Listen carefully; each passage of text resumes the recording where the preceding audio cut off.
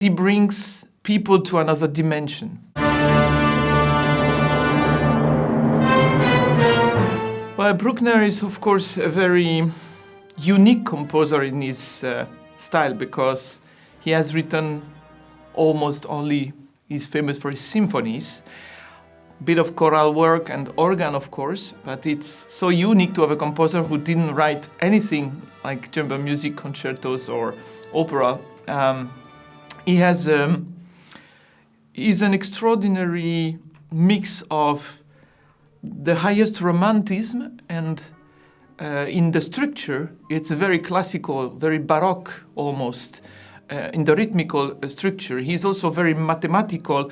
We know that he was, when he was composing, he was writing the frame, the number of measure were written before he was putting the music inside. So the plan, the building up of the architecture was so clear to him that he was even doing that before he writes the music. And it's certainly one of my favorite ever because he brings people to another dimension. Everything with him, the pace, I mean the way he used the time, the dimension of the use of the time makes the time becoming relative. That means if you dive in it, if you accept to dive in it and let you taken by it, you come to another dimension where you don't know how many minutes it was. And that's why, I mean, each movement is the length of Haydn Symphony, you know. So it's very special. You know, for someone who has never heard any Bruckner, it's very famous to say Bruckner 7 is the most easy to listen because it's very melodic and kind of easy. But I don't like very much the word easy because I think it's treating people like people needs to know. And I think with Bruckner, you don't necessarily need to know. I mean, I had a beautiful experience with my orchestra in Atlanta, and we were rehearsing Bruckner 9.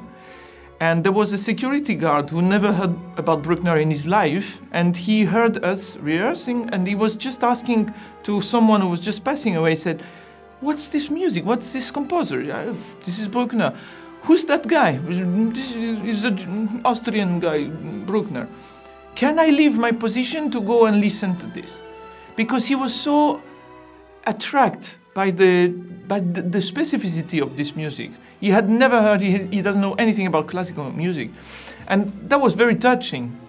And that shows the power of Bruckner.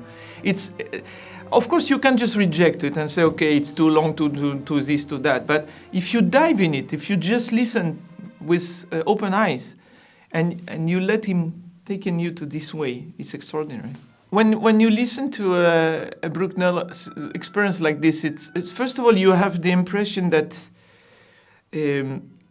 it's like going to 300 or 400 years of history, because there are some harmonies and some passages which are almost medieval music, and some passages which are almost preparing the dissonance of later composers. So it's first of all, it gives a frame of time. Again, that is something so special with him. But for me, it's first of all a spiritual experience. So it doesn't matter if you believe in God or not, but it's almost like a meditation. It's like you are offering yourself 1.5 hours out of this world. And of course, most concerts are supposed to offer you this kind of, you know, the best of life and beauty.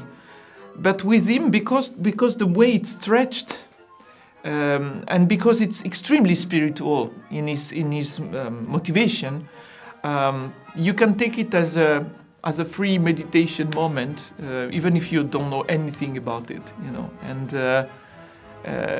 if you get it, it's quite an extraordinary, especially nowadays, I would say, in a world which is mainly super busy, active, disturbed all the time by the telephones and everything.